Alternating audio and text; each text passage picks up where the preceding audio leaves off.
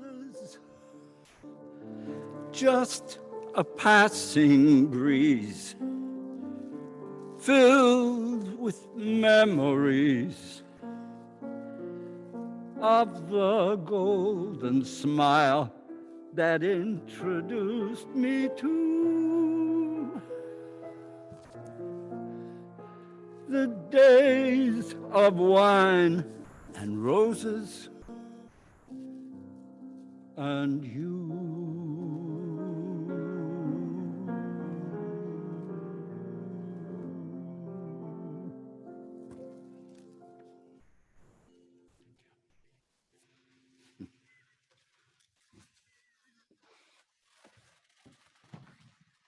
Thanks so much, Lou. Good morning, good morning, good morning. Good morning. And welcome to the First Universalist Church of Rochester, where we are called to nurture the spirit and to serve the community. I am Reverend Lane-Mairead Campbell, and I am a settled minister at this congregation, and I use they, them pronouns. Joining us today leading worship are Bridget Watts, our worship associate, uses she, her pronouns. Ann Rohde is on piano this morning. Thank you, Ann, for stepping in as Brock has been, our music director has been away for the last couple of weeks using she, her pronouns. Jack Cunningham is joining us doing our tech support this morning, he, him pronouns, and both Lisa Gwinner and Karen Labraco are part of our online ministry team. Thank you both for supporting our services. Oh my gosh, well, if you are here this morning as a visitor for the first or second or third time, we especially want to welcome you. Thank you for making your way to this worshiping community. There is a visitors forum that can be found by clicking the link in the chat if you're joining us online, or that can be found by scanning the QR code in your pews. Please fill out that form so we can offer you a welcome just beyond what we can offer here this morning on Sundays. We have a path to membership class that's coming up this upcoming Saturday. So if you've been with us for more than a couple of Sundays and you're interested in joining us for that, please RSVP. The info is in your order of service. We'd love to have you join us. We'd love to have you join this fantastic congregation. Next Sunday, we'll also have a UU session for folks to just stick around. If you have any questions about First Universalist, if you're wondering about Unitarian Universalism, stick around after the service for that. Before we take a moment to both turn to our neighbors here online and in person, I want to invite us to connect our two communities to offer a wave to our online community. If folks will turn towards our green camera, and if we can pan around just a little bit, offer a wave, offer a hello. Hey, how are you? It's good to have everybody here with us this morning. If you're online, please turn your, go to the chat to offer a greeting. And if you're here, please turn to your neighbor and offer a greeting this morning.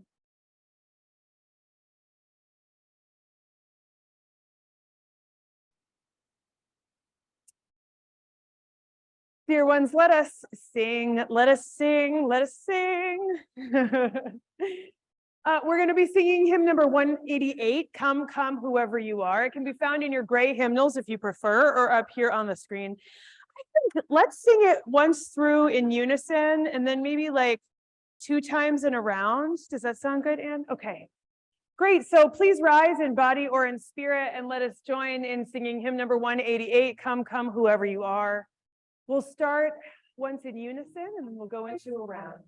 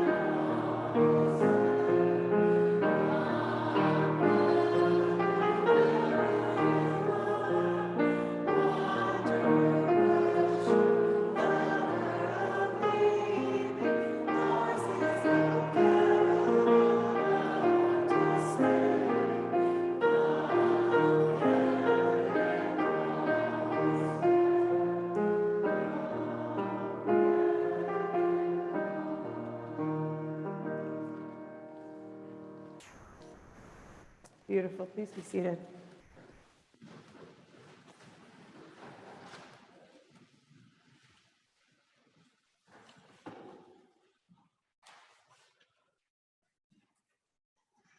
Good morning. If I have an open bag of potato chips, I don't stop eating until I've had too much, even if I'm feeling a little sick. And I'm the same way with looking for information on the internet. Yes, I go to look up something on Wikipedia, and sometimes I'm alert enough to pull myself back, to put down the phone or the mouse and stop. But often, too often, I keep scrolling and scrolling, looking for something, I don't even know what, and find myself at midnight scrolling through 1,231 comments about whether a bride should have demanded that her bridesmaids dye their hair. Do I care about this topic? No, I do not. And am I enjoying myself? No, not really. So why don't I stop? Why keep going when I know I've had too much, past the point where it even feels good? I'm pretty sure that I scroll aimlessly, mostly to avoid feeling my feelings. Whether it's shame or anxiety about something personal or grief for the world, sometimes it's just easier to surf along in a daze than it is to feel. And that's one reason I come to church. This Sabbath hour in the shelter of this community is a time to wake up and return to ourselves. Here, may we find courage to feel our feelings, knowing that we are loved and we are enough. In the name of the larger love that holds us and connects us, come, let us worship together. As Melissa Parrish lights our chalice at First Universalist Church, and you light a chalice in your home, will you join me in saying our chalice words in unison? May we be a people of welcome, here to grow in heart and mind and spirit, who have to serve our community. Please rise in body or spirit and join me in our affirmation of faith, followed by our doxology. Love is the doctrine of this church. The quest for truth is its sacrament, and service is its prayer. To dwell together in peace, to seek knowledge and freedom, to serve humanity in fellowship, to the end that all souls shall grow into the harmony with the source and meaning of life, thus we covenant with each other and with all.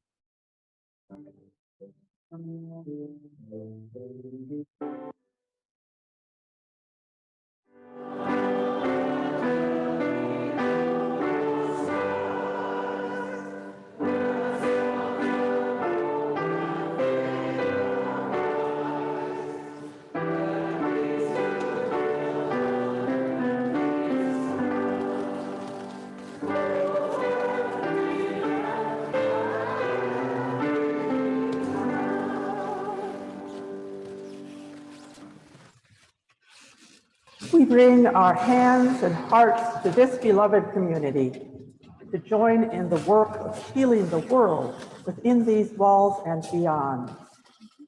Come, let us join in this sacrament of the free church, the offering, sharing our gifts joyfully as we are able in celebration of our shared commitment. You are invited to give online by scanning the QR code that you'll find in your pews, or to drop an offering in the offering basket. For folks online, please click the link in the chat, Give to First Universalist Church. Thank you for your generosity.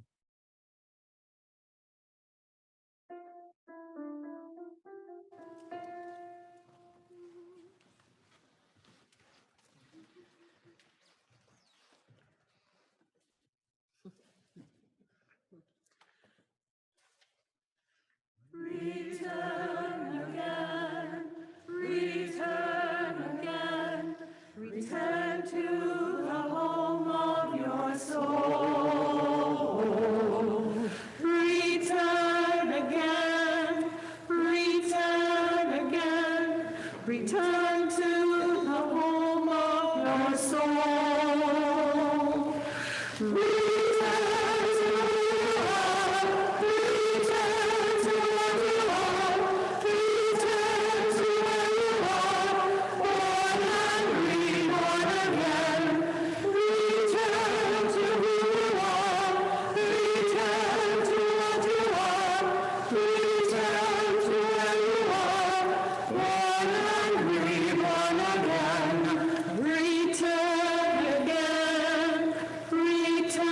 to who you are, return to what you are, return to where you are, born and reborn again. Return to who you are, return to what you are, return to where you are, born and reborn again. Return again, return again, return to the soul of your soul. Return again, return again, return to the home of your soul. Return to who you are, return to where you are, return to the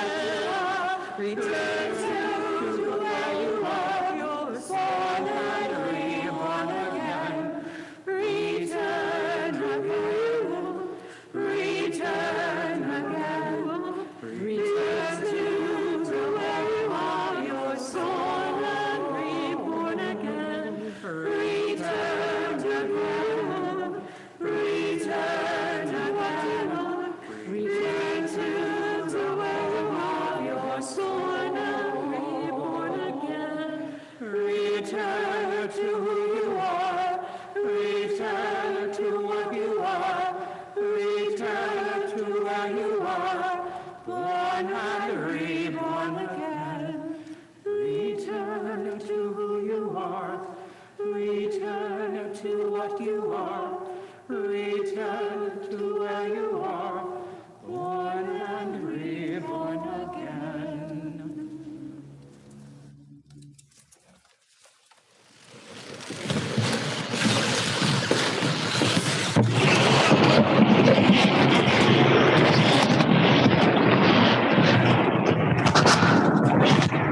Good morning, friends. So I live in a household full of children who love the holidays, and that's great. But sometimes the thing that they love the most about the holidays is something I dread, because sometimes we overdo it. Candy. We have a difficult relationship with candy. We love it, but sometimes it doesn't love us, right? So we usually have very consistent rules in our house about like how many treats per day, and that kind of routine and rules helps us to be our best selves and still have a little bit of tastiness. But when there's so much candy in the house, those rules go out the window. And suddenly there's wrappers everywhere. And people are, we want to keep it equally distributed. They're stealing candy. Suddenly there's nastiness and infighting. Who ate all the Musketeers? I love the Musketeers more. I like Musketeers too. And then, especially with our little one, Walter, you can see the sugar rush and the sugar crash. And there's just a lot more infighting and nastiness, and they don't see that it's the candy. And they don't see that it's their choices about how much candy they're eating that are affecting their relationships with the family, right? And this relates to so many issues with addiction and too much and overdoing it and what's enough, right? And so I try to talk with the kids about you have to know where your point is of what is too much. So I invite you to whether you do this with me physically or just feel it in amongst yourself, wherever you are, of whatever your thing is. So that there's the start of like, oh, that's tasty. Feel that. Oh, well, just a little bit. Oh, isn't that nice? Oh, that's delicious. And then like, oh, that's nice. Oh, I'm going to have some more. Oh, that's so good. And then there's the point of, I can't stop. And then there's the point of like, well, I've already started. I might as well just keep going. And then, oh, I don't feel, now I'm cranky. Ugh. I don't feel good and I don't know why, and it's everyone else's fault. And then just nothing is good. Maybe they offer you more of the same thing or something else. No. And so where is the point? Where is enough? And I try and tell my kids, it's right after the like, oh, yum, before you get to the, or just keeping going. Just because. Don't eat because you're bored. Don't drink because you're bored, unless it's water. And so something to think about and feeling through, where is enough? And I find, especially this time of year before the real winter holidays begin, before you invite people to a party, consider that for everyone, we've got something that it's hard to say enough. Are there ways that we can be a host to help our friends to know what's enough? To maybe not make the centerpiece of our space together things that are hard for people to say no to if they're really trying to make choices for their best self. We all struggle with knowing what is enough. But if we can put first and foremost our relationships with each other and being our best self, and knowing when that little bit of tastiness might take away from the tastiness of our relationship with each other, and knowing that I'm putting my best self forward with my beloveds. Today we have our food in gathering for the community cupboard on Nestor Street. I see that there is already so much food here. Thank you, thank you. If you still have food, or if you need a helper with maybe stronger arms and legs than you to bring it up, if you want to raise your hand or lift it up or come on forward. This is such an awesome part of our ministry of sharing and extending our beloved community to serve the community.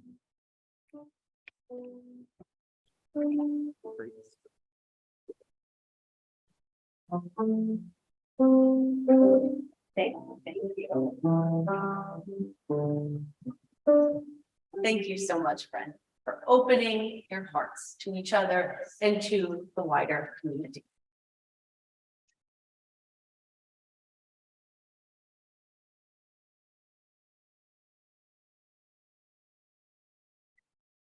As we continue in this process of opening our hearts to each other and to our wider community, let us enter into a time of sharing the joys and the sorrows of our gathered community. If you'd like to, you can place a hand over your heart to be able to listen from a heart-centered space from wherever you are. And as Bridget places stones into a bowl, I will read aloud the joys and the sorrows of our gathered community. This morning we share a joy from Richard Reed, who enjoyed the Pirates of Penzance last night with our own Anne Rhodey as Pirate Ruth. Beautiful, Anne. Congratulations. We share a joy this morning from Kitty that I found recovery in the rooms of AA. And we also share a sorrow this morning from Kitty about her friend Kay, who had a serious house fire, and it will be a year until her house is gutted and rebuilt. Gratefully, she and her dog were unharmed. Holding Kay in our loving thoughts this morning. We share a sorrow this morning for all those who have taken a stand and who are being punished for that fact in Iran right now.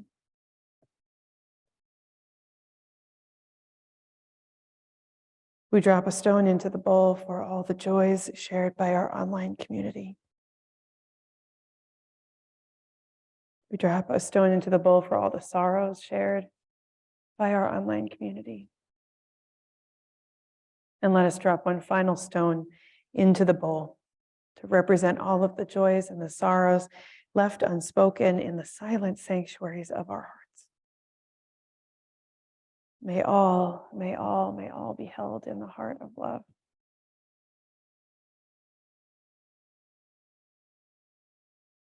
I want to invite us into a time of prayer and meditation. So get comfortable wherever you are. Allow your hands to rest on your lap or beside you. Take a moment to just allow your weight to relax back into your seat. Let the tension go. Take a deep breath.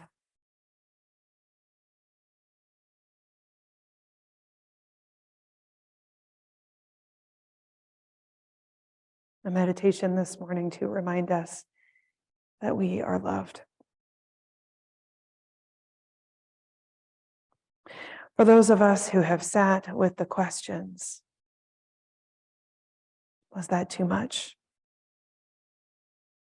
Am I addicted? How can I stop? For those this morning, we especially pray.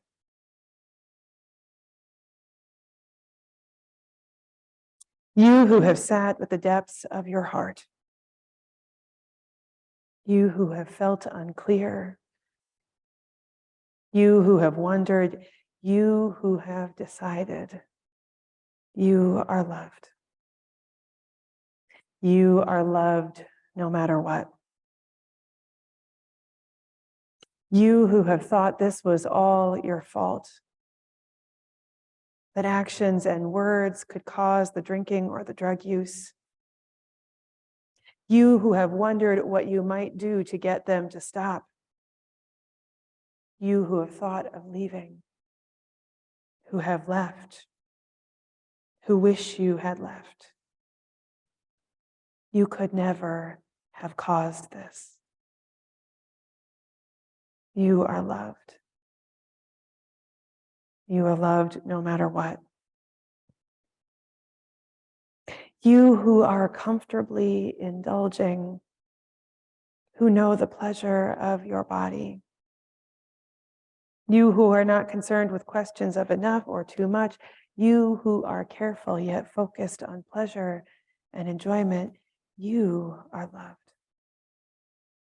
You are loved no matter what. May we know the love of the divine and the love of ourselves. May we know our bodies to be sacred vessels worthy of our attention and care. May we know all that we cannot change. May we accept ourselves and each other for exactly where we are at. May we find serenity and peace here and in our homes, and may each and every one of us know that we are loved. We are loved no matter what. Amen. Blessed be and may it be so. And let us join in a moment of silence together to just sit with where we are and to accept ourselves for where we are at.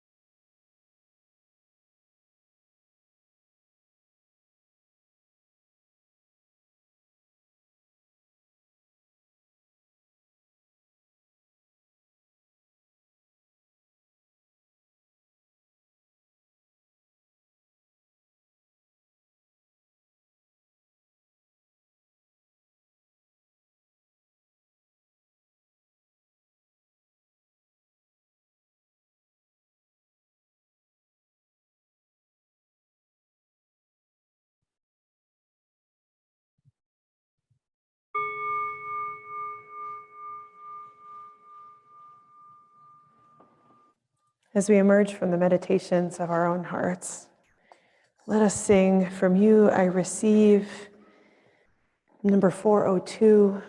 And this we'll sing once through, and then we'll also sing twice in a round. Why not, right?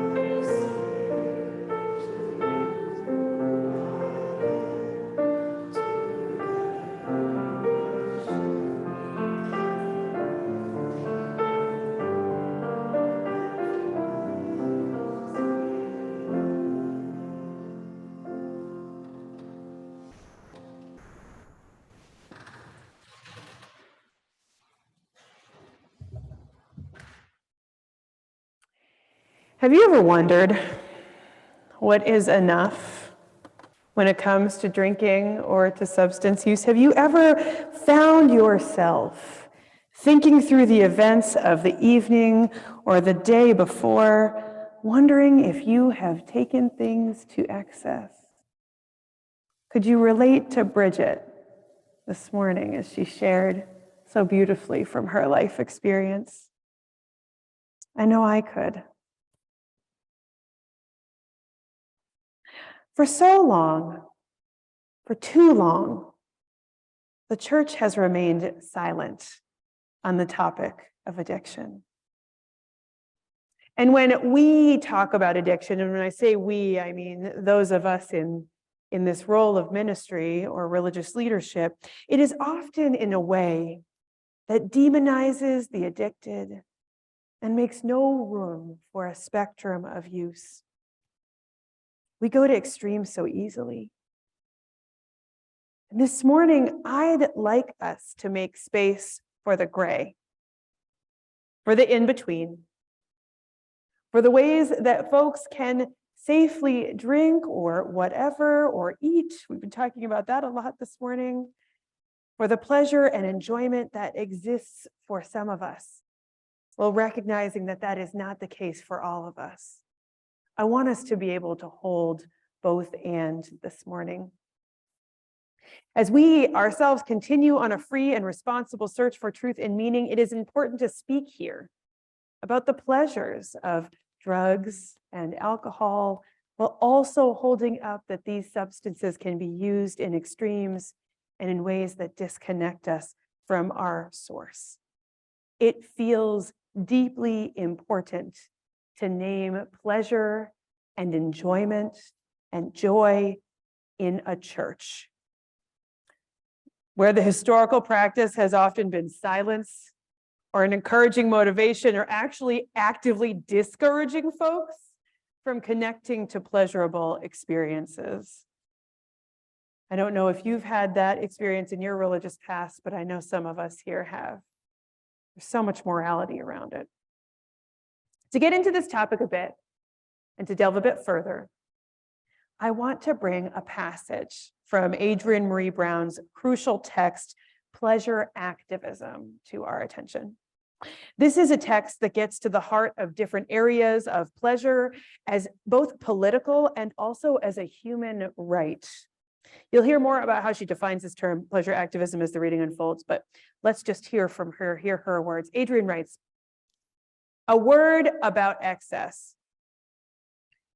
Pleasure activism is not about generating or indulging in excess.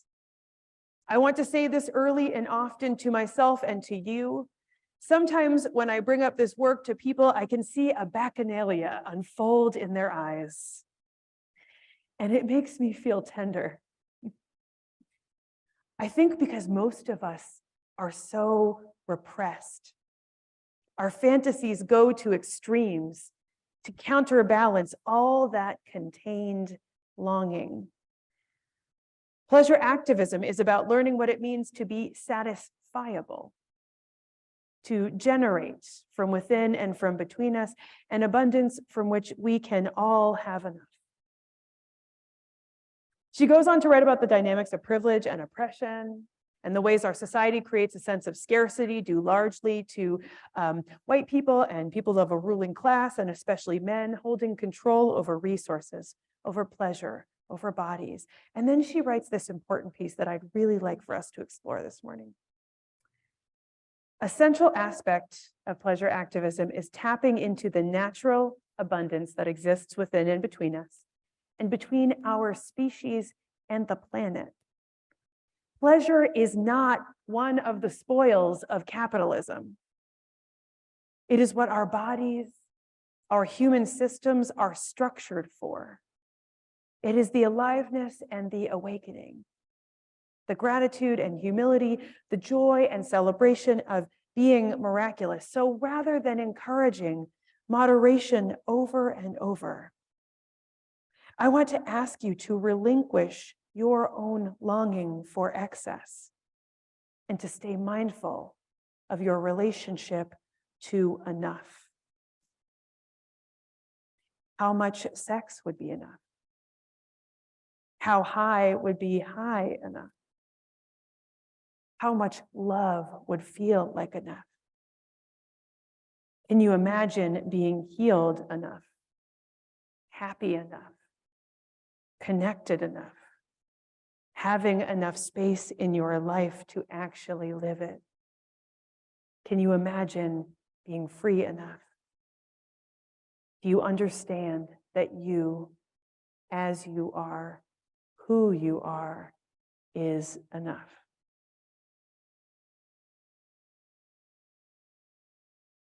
I'd like us to take some time to sit with some of the important questions she is asking. And I want to make space here for some of the nuance and the deep truth that comes through in our own personal experiences, which are vast and broad around this topic. As someone who lives with the experience of addiction, I can say that I have taken excess to its logical conclusions many times, and it never feels good. not in my spirit, nor in my body. I've had the experience of waking up with regret, wishing I could be free, and at some point, again, indulging beyond the point of enough. Again and again and again.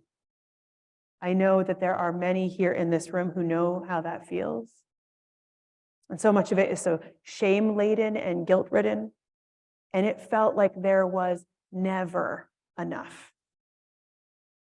My experience. Like the only option was excess. This morning, I hear Adrienne Maree Brown's call towards enough and knowing you are enough. And I see this at the crux of addiction.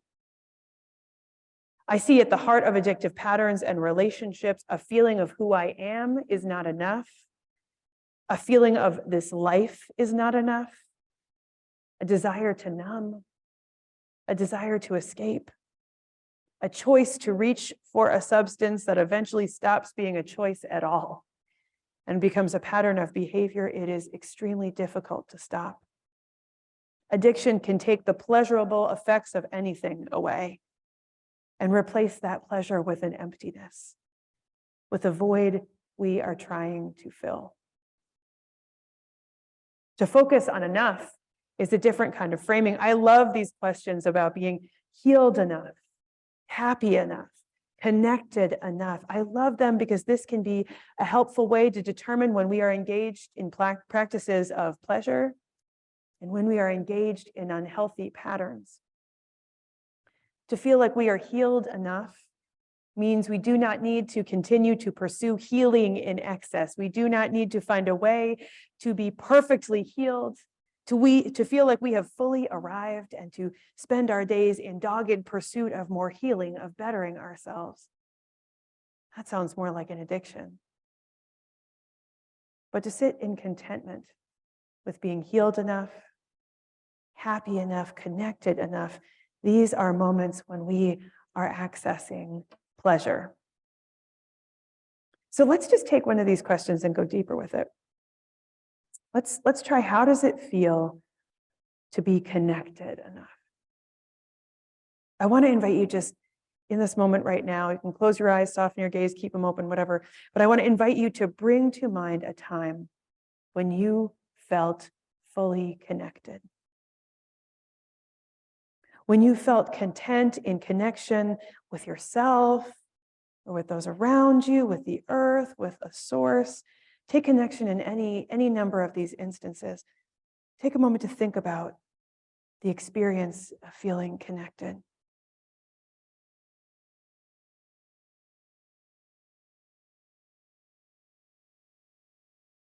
What was the environment like?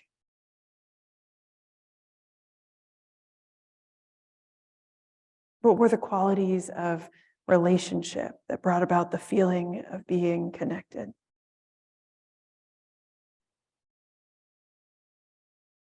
To whom or what did you feel connected?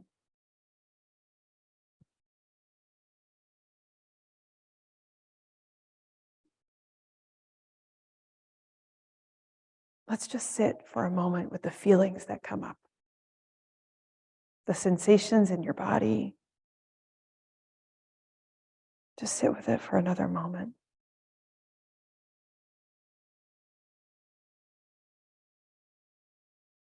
Let the connectedness sink in. Let it fill you.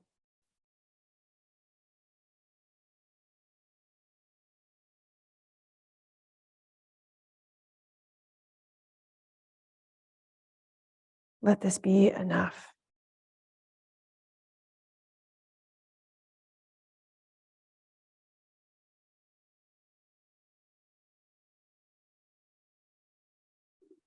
Let us keep these memories and feelings and sensations before us.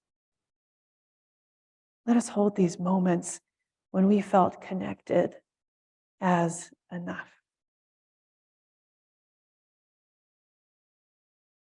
I really want to invite us to explore moments when we have felt connected, because a lack of connection can come. when we have taken our use to excess. We heard that from Reverend Michelle this morning. If we are isolating, if we are trying to remain alone, if the things that bring us pleasure disconnect us from those we love, it can be a sign of shame and possibly a sign of addiction. If we are finding that our eating is getting in the way of our connection to the people around us at the dinner table, it might be time to explore whether we are engaging in excess. If we are finding that the things we consume, the drinks, the drugs, if they're not connecting us with others, if we don't feel connected, maybe we are engaging in excess. It might be time to get back to these moments and these feelings of enough. And I just want to say, I love explorations of enough rather than attempting to address moderation. In our culture, moderation is such a difficult concept, largely because we go to extremes.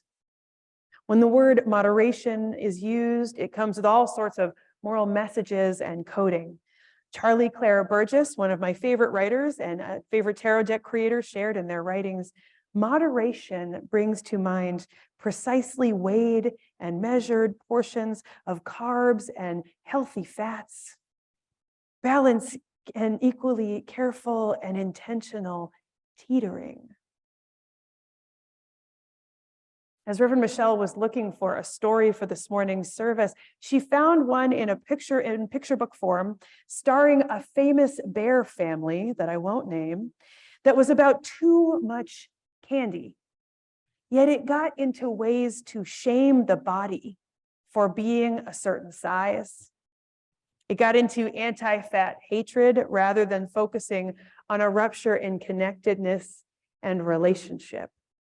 And that's just not what we're about here at First Universalist.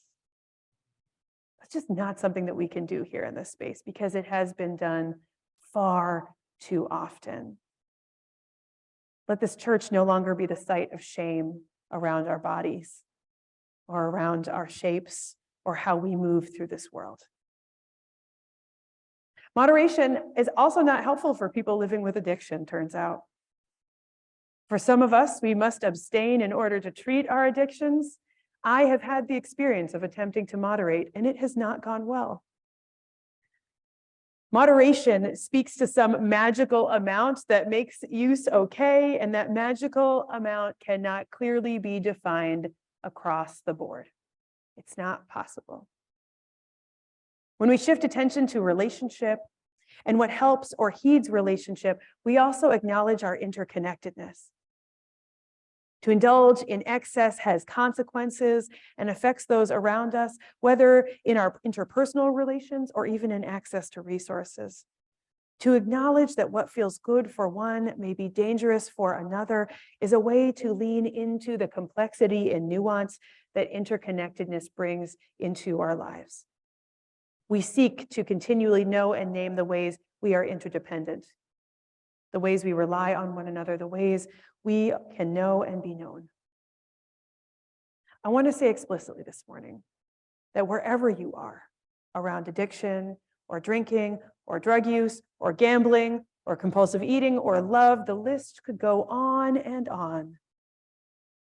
Any number of substances and processes we can reach for, you are welcome here at this church. You are welcome here whether or not you are struggling or comfortable.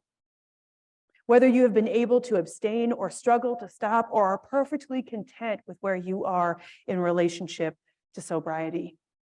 And I feel like I need to say this because religious spaces have far too often been spaces that place moral judgment on choices around drinking and drugging and pleasure and compulsion. I need to say this because there are religious spaces where alcohol is served on the altar and spaces where no alcohol would ever be served inside the building nor at the events of the congregation ever. I need to say this because there are religious traditions that completely ban altered states of consciousness and also indigenous and religious traditions whom rely on altered states to achieve a certain spiritual experience, informed by cultural practice. I need to remind each one of us that we are welcome here regardless of our relationship to substances and substance use, because too often churches specifically have become spaces of shame and secrecy around addiction, where we never talk about our struggles and where we implicitly communicate that that part of your life has no place here. And that's just not what this church is about, nor what we should be about. Let this be a place where people feel welcome, regardless of your relationship to addiction, sobriety, and anywhere in between. Let this be a space where we can be honest with one another. To shamefully keep secrets keeps us separated and is not the vision of the beloved community I know we are working so hard to build. May we know our relationships to pleasure and to excess, and may we each find out where enough is for us. May we continue to seek community and connectedness in healthy and healing ways. May we reach out to those we know who are struggling in a spirit of love and helpfulness rather than shame and judgment. And may we know that we ourselves are enough. Amen. Blessed be, and may it be so. Our final hymn this morning is hymn number 155, Circle Round for Freedom, a vision of what all of us desire, to be free. So please rise in body or in spirit, and let us sing together.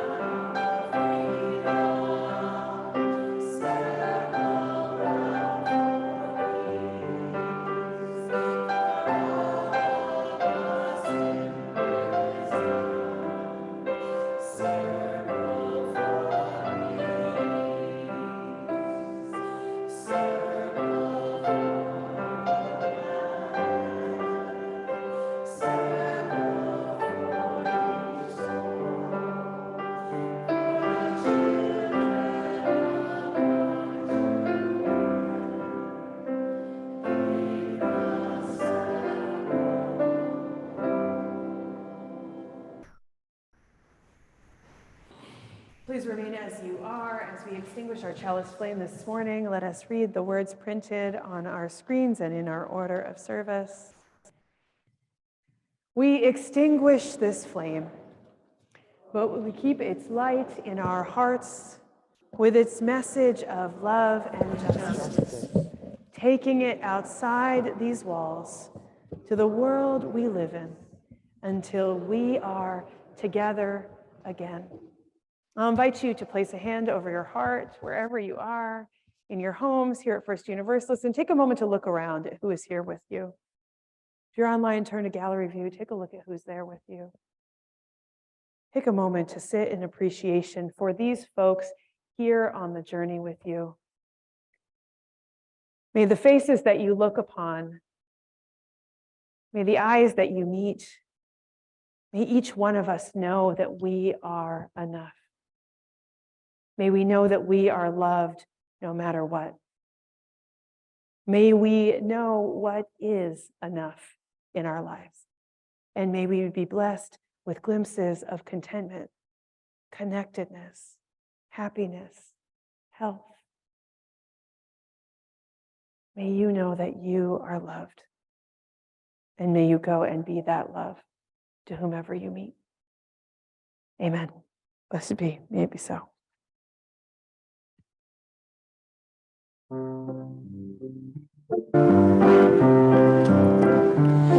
With me, it's all or nothing. Is it all or nothing with you? It can't be in between. It can't be now and then. No half and half romance will do. So I ain't gonna fuss, ain't gonna frown. Have your fun, go out on the town. Take me as I am, or leave me be. If you can't give me all, give me nothing. And nothing's what you'll get from me.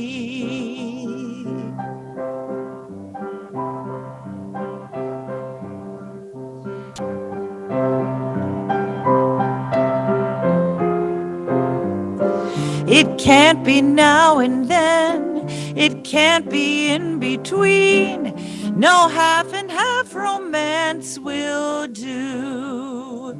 So I ain't gonna fuss, ain't gonna frown. Have your fun, go out on the town.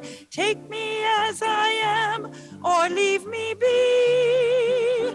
If you can't give me all, give me nothing. And nothing's what you'll get from me. Not even something. Nothing's what you'll get from